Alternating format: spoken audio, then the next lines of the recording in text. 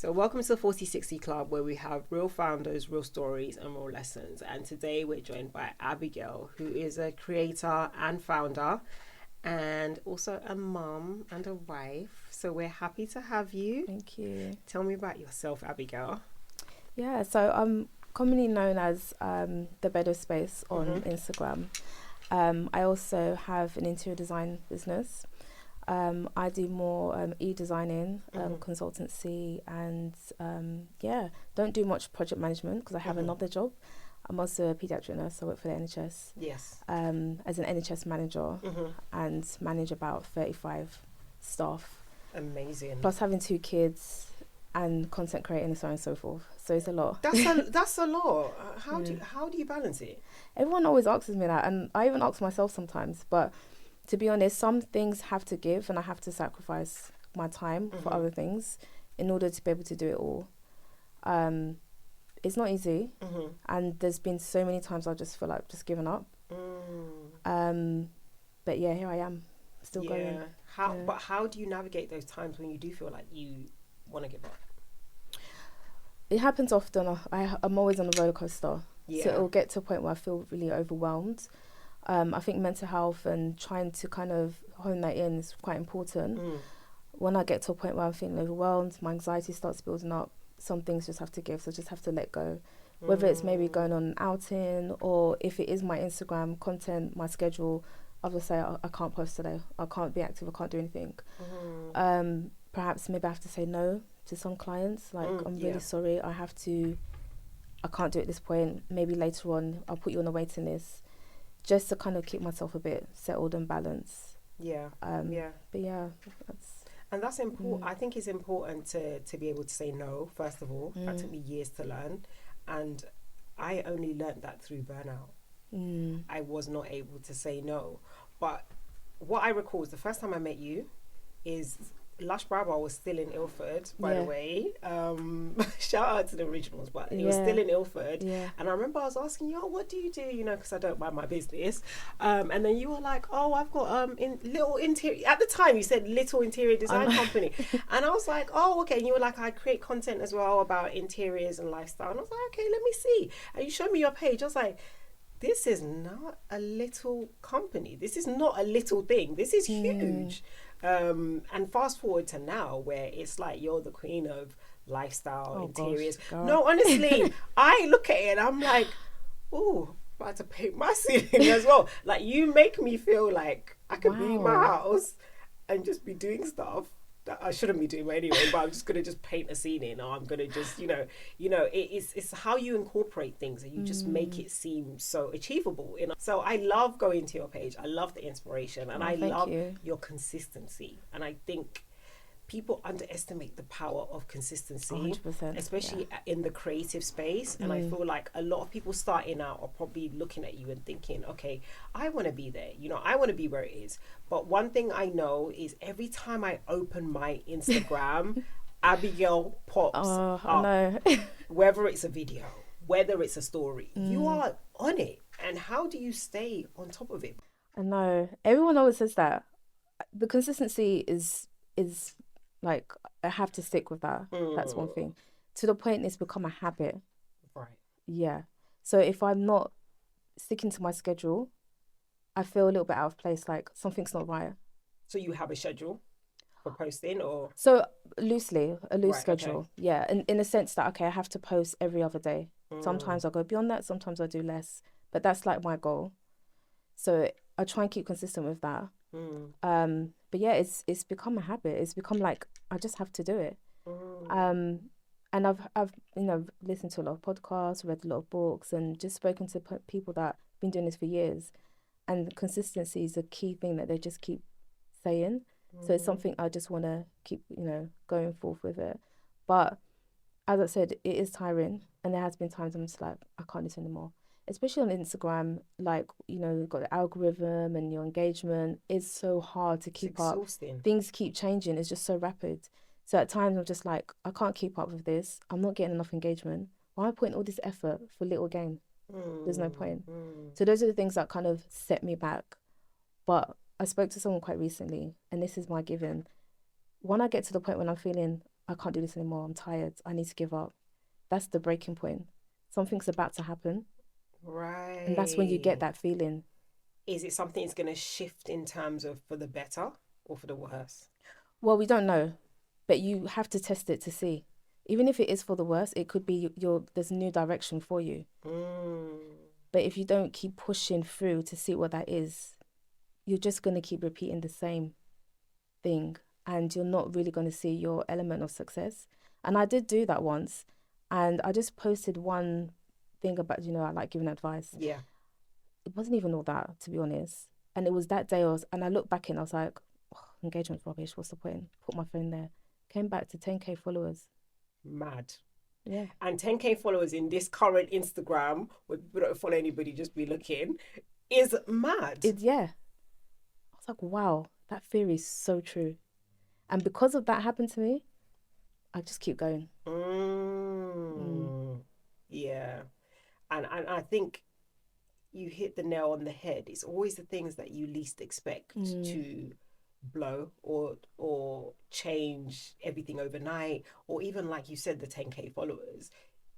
You just have to keep going. You just have to keep going, because you don't know if you've reached the breaking point where things are going to change for the better or for the worse. But for you, it was phenomenal. And obviously it's also about recognizing what your audience wants to see, whereas you felt like that was rubbish, but that's the thing that went viral. Yeah. Wow. Yeah. That's powerful. That's powerful. So when you kind of like create content, I find for me is, I feel like I just post whatever in it. But I'm trying to do better, because I'm just the East London girl that likes to post stuff that don't make no sense. So 1 minute I'm doing high-end restaurant, next minute I'm in the hood eating chicken and chips, because that's me. So none of my stuff aligns with anything, and I continuously just post random things. Yeah. And sometimes my friends are like, that's not on brand. Yeah. So I think it's good that you recognize different things that your channel and your audience like. But what happens when you get to a point where you're constantly posting and it's not getting the traction that you feel it should get? Because obviously you've invested a lot of time into creating these posts, invested a lot of time, and with you do makeovers and stuff. You create things, you build things, you change things. So what happens when you've been doing this for a little while and then you think it's just not working? It happens to me all the time. But for me, maybe I might change, but in this period, this season that I'm in right now, my thing is I have to be authentic. I know you have to serve your audience, because you have to give them what they want, and that's how you grow. But I'm still channeling things. So for me, I need to try and be authentic to myself, because it's more natural to me, and then it doesn't become a burden when I'm doing it. So as you're saying, having like different types of content, showing different sides of yourself, and that's fine. But there has to be one key thing that flows within it all. So my thing is about attainable luxury. Yeah. So even if I am going out somewhere and it's not a high-end restaurant or anything like that, but there's something that's in there that has to show that element of luxury, element of good living within that just stays consistent throughout. So you think having a consistent message throughout your content and your posting is key? Yeah.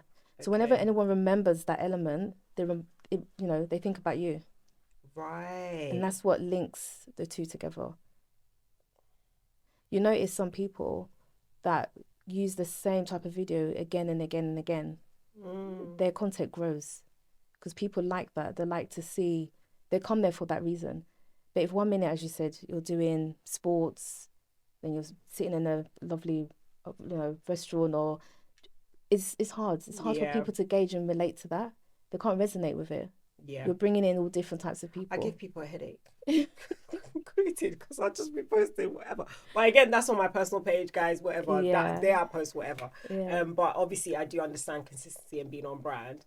The creative thing is something new. It's a new space for me. That's fine.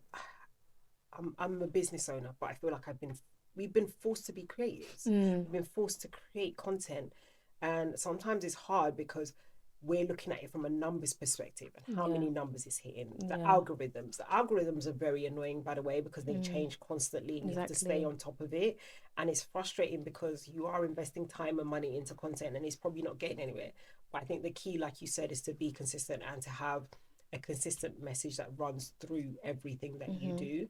I think we touched a little bit about on you are a nurse that's got a very high position with a huge team, and then you've also got the business and you've also got the creative aspect of things. Yeah. There are a lot of people that are balancing having not quote unquote 9 to 5, because being a nurse is not 9 to 5, but and also a business and also a creative space. At what point do you feel that one thing needs to get all of your time? At what point do you feel that time is going to come? Is it going to be organic? Are you there yet? When do you feel is the time? That's a very interesting question, because I even asked myself that. And what's your answer? I don't know. I actually don't know. I feel like I'm a little bit greedy because I want it all. But it might never come. I don't feel. Sometimes I feel like social media makes us feel like we need to make choices. Either you're a corporate babe, a career girl, a business owner, a creative, give you a label. You can be all of everything and still be making money. You can be all of everything and still be happy. So sometimes I don't think we need to make a choice. I feel like you can continue everything that you're doing and still be very happy and still be very wealthy. Yeah.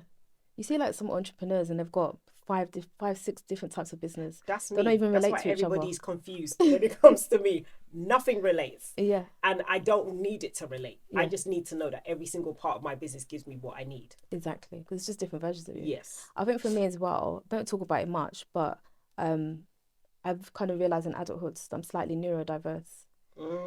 So because of some of those attributes, it makes me realise why I do certain things. So I like to be constantly busy. If I don't have anything going on in my mind, it frustrates me.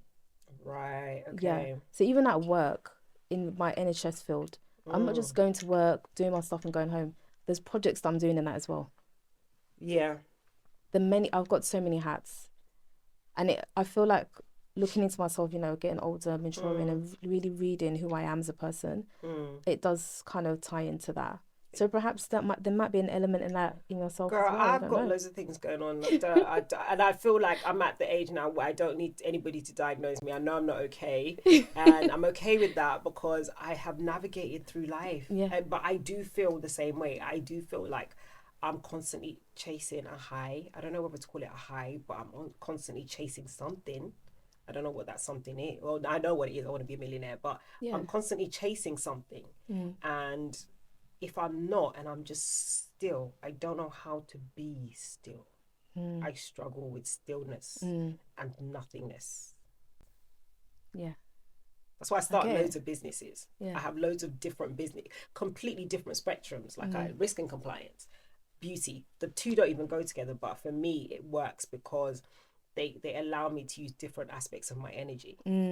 They allow me to do different, like this allows me to do something else. I love talking to people. Yeah. So and I love this. Allows me to wear cute outfits and talk to people. So, I create things because I need to release something. So I don't feel like you ever probably need to make that decision on what's going to get more of your time and energy, because I feel like everything is working and it's working really well. Your career is amazing. Your brand is amazing. Your creative side everything is going well. So I don't think it needs to get a decision. But social media, I feel forces us to feel like we need to put ourselves in a box. And also sometimes a bit of age as well.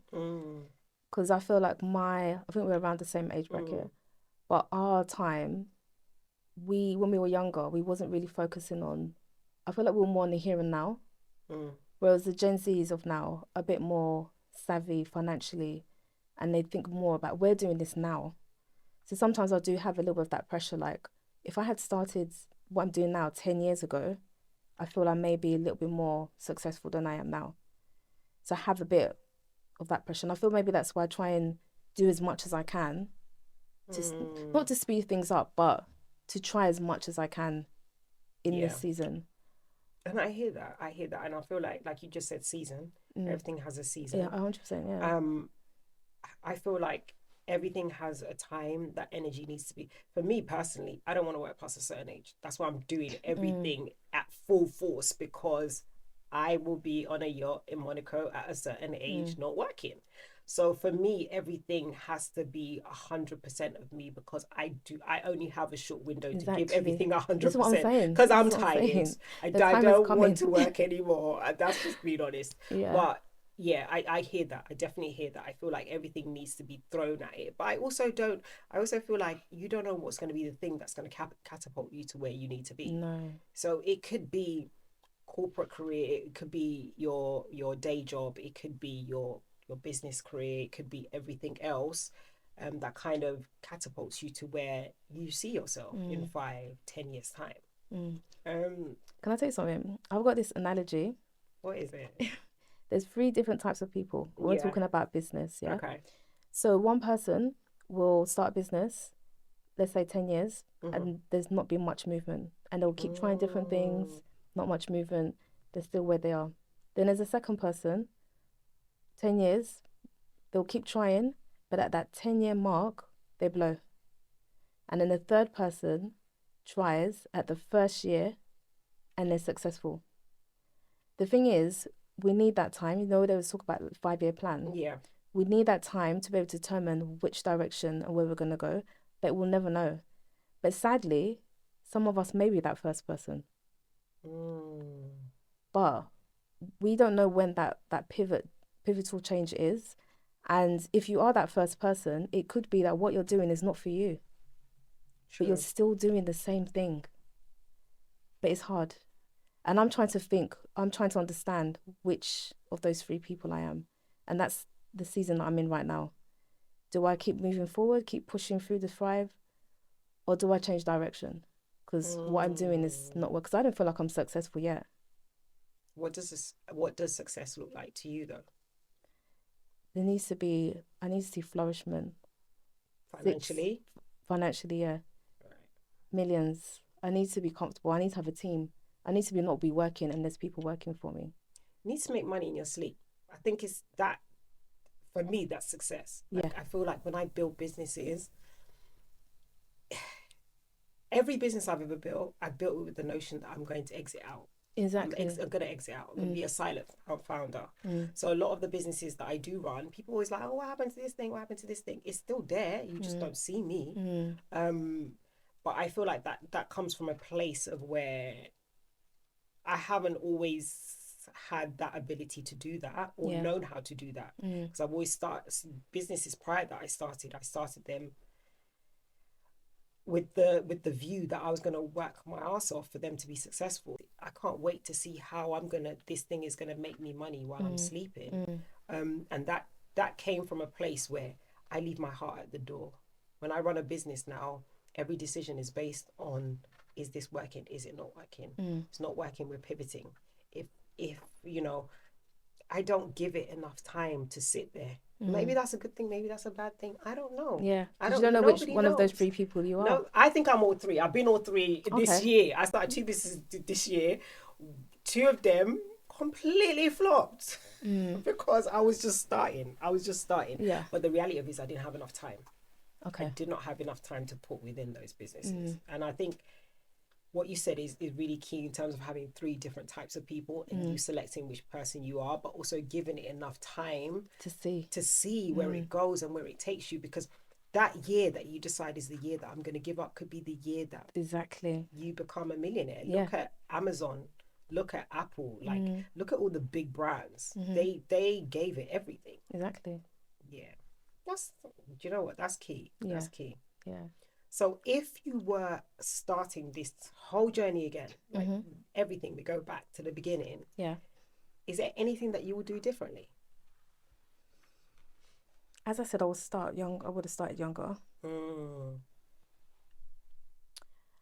I don't know, because I don't know if I would have had the same knowledge and access as I did then than I do now. Yeah. So it's quite hard. I don't know. I haven't got to that stage to reflect back and say, oh, if I had this access, maybe I would have been, a bit further on. Because I think obviously knowledge is power, and as I'm maturing and understanding things, I'm gaining that knowledge and knowing more. And probably 10 years ago, I wouldn't have seen things in that sense. So, yeah, I'm not sure. Sorry, I didn't answer your question, but no, you did. But you did okay. though. You did. You did answer it, because you obviously touched on knowledge being power, and if you had started earlier, could it be a case of where, because obviously your business is based on lifestyle and also incorporating that into your everyday life, and could it be a case where you could have done that 10 years ago? Maybe you couldn't have.